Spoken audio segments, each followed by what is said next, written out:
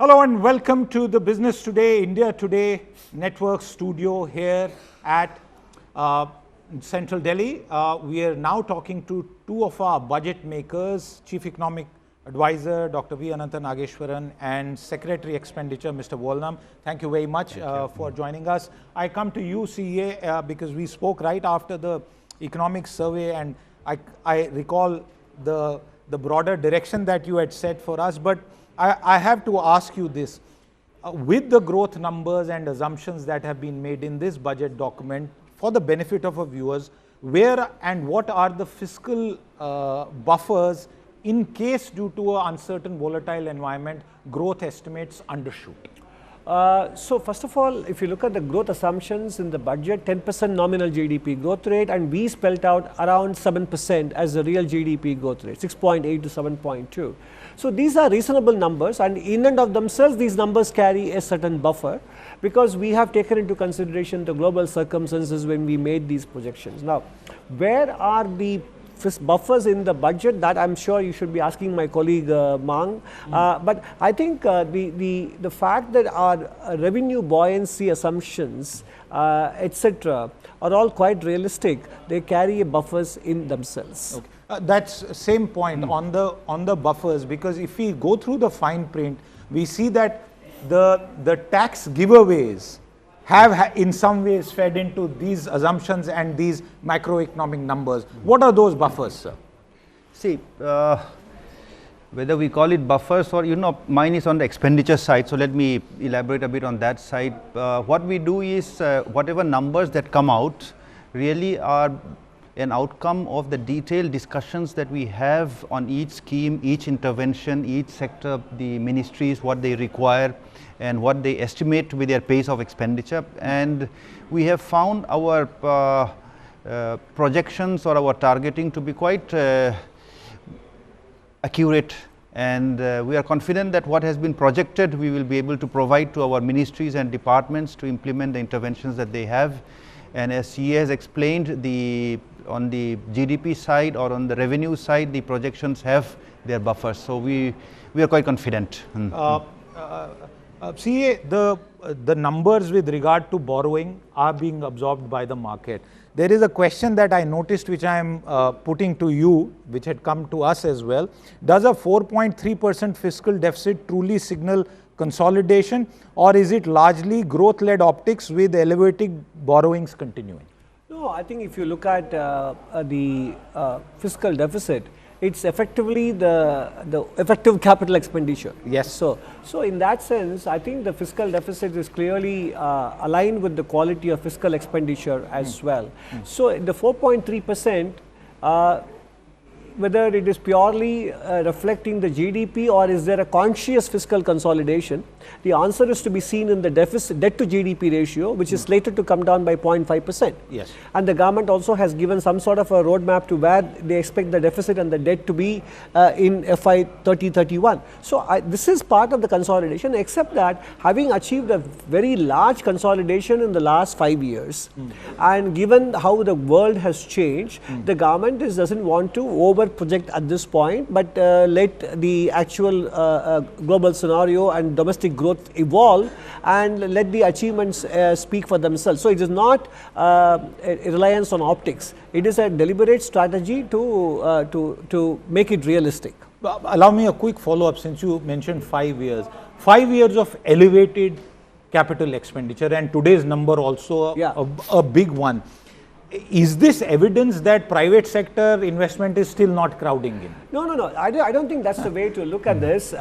It is, in fact, you can say that as the economy grows in size, its ability to absorb these amounts also goes up. Absolutely. I don't contest that, but purely from a private sector. No, but if you look at the overall gross fixed capital formation to GDP ratio of around 30%, this number, and even if the private sector's investment picks up, it will still go from 30 to 31 or 32% of GDP, which the economy can easily absorb. So it is not a substitute, it's a complement. Okay. Secretary Expenditure, because there are questions around India's so-called, and this is not a term I am endorsing, but I am just trying to reflect the debate of dole economy, that both the state and the center continue to expand on welfare giveaways. Now, there are large needs in this country. But at some point, do you think an inflection point has been reached? And if we parse through some of the expenditure allocations on social sector and welfare schemes, you have kind of kept it pretty tight in the box. Yes, and in fact, picking up from your previous question, the ability to expand the capex also shows the thought process that is there in the government, that the importance of the capex, and it has grown and it has shown good results. Now, on the question which you ask, there are some sectors where the immediate needs have to be provided, and things like unconditional cash transfers are not something which have happened overnight. They have happened in different times, different parts of the world, different countries have done it, and the simplicity of the flow of funds is a very attractive point. Households who need pressing requirements, where the family requires pressing requirements, are met in a very prompt way, but again, it is not that it has no trade-offs. And as you are sort of hinting, government is fully conscious of that. And if you look at our overall budget, therefore, in fact, the revenue expenditure side, how to keep it constant or marginally down is always in our thought process. And within that, while those may have happened in the past, you know, the DBT itself is something which is a transformative kind of a thing. If a beneficiary has been selected deserving to receive some monies from the government, it goes to him or her directly and not meandering here and there. So even within that system of cash transfers, the system has become much more efficient. Okay. In the limited time that we have, I want a follow-up question with you, and because this is a matter that deserves equal, if not more attention. This is the 16th Finance Commission report. At 41%, the headline number, one of the things that I heard was questions being asked where people have said that certain states said, no, it should go up to 50%. So explain to our viewers, is 41% adequate given that the base itself is expanding, and how would you respond to demands that it should have been higher? You know, first of all, the history of the 41%, if you go back 10 years, it was 32%, and we are today at 41%, and respecting the recommendations of the 16th Finance Commission, the central government has accepted it, and as you hinted, the base is definitely expanding. In the 15th Finance Commission period, the divisible pool, of which 41% is being shared, about 50 lakh crores, it is expected to almost double in the period of the 16th Finance Commission. So in that way, you are right, and the states will get to see that there's a doubling of the pie that is being distributed. And secondly, you know, the 41% divisible pool is one part, but the entire centrally sponsored schemes also go to the states from the funds of the central government. And there are also some other Finance Commission recommendations which also go, for instance, this time the local body grants are very big. Yes. And as a whole of nation, I feel it's also appropriate that 7 lakh crore, 8 lakh crore should go to our local bodies, panchayats and the urban bodies. So all in all, it's a huge amount that goes to the states, and I'm sure the states will manage their finances and their development schemes most optimally. Quick follow-up, sir. What are the implications of the criteria being changed in terms of the percentage allocation for population share that has gone up from the 15th Finance Commission? Does it mean that states with larger population stand to benefit versus those who may have achieved better control over population growth? Yes, you know, all those indicators which are there in the report, so they all add up and form criteria for the horizontal distribution. Yes. And in doing that, any Finance Commission tries to sort of balance between the equity principles of things and the efficiency principle of things. So, and then see that all the states get their fair share.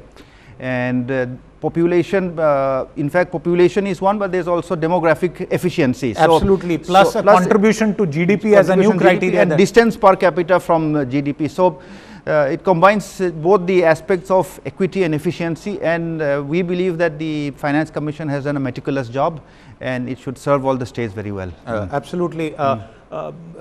As an economist, comment about the Finance Commission report and try and answer this question also from the perspective, which is something that you have probably answered in the past, this north-south divide, states which are more efficient being punished because there are states with higher populations. I think we need to be a little bit less emotional about this. If you look at the arguments made when GST was brought up that producing states will suffer more than consuming states, but it hasn't turned out to be the situation. And also when 14th Finance Commission recommended 42%, Dr. Y.B. Reddy had recommended also almost doing away with centrally sponsored schemes, but centrally sponsored schemes have continued as well, along with 41%. And I think states also are leaving a lot of money on the table by not recovering user charges, by not updating the property valuations, etc. So there is a lot that they can do with respect to states' own tax revenues as well. And therefore, I think we need to, this is at the end of the day, this is a balanced situation between the priorities of union and the states. Geopolitical context requires certain expenditure to be done by the union government, whether it is defense or non-defense matters, etc. And states end up having to do the development expenditure as well. So it is a shared responsibility. One final question to you again, and this is in terms of the higher allocation. Maybe you would also want to come in terms of defense modernization. In the past, we have seen the inability of the system to consume all the funds that are allocated. Is there something fundamentally different that can be expected? I think my colleague is in a better position. Yeah, I asked you that as an economist, but you as the Expenditure Secretary on that point. So, one is a recognition of the need in the defense sector very much, and second is it's all based on detailed discussions that we have had with the Ministry of Defense, all their agencies, and we are confident that the budget provisions will be utilized in the coming financial year and it will serve the country well. Absolutely. Viewers, as we have seen, two more of our budget makers, and this is a comprehensive exercise for Mr. Nageswaran, if with his permission, if I may say, it's a double exercise. He has to deliver on two fronts, a massive economic survey and also contribute to the formulation of this budget. And I clearly see common threads running between the two, as it was, although somebody recently remarked that these are two separate teams, but the unified approach to budget making is also visible in this Sarkar. I thank you both for your time with us today. With that, it's a wrap. We'll come back with another set of budget makers in just a little while from now. Do stay tuned in. Until then, goodbye.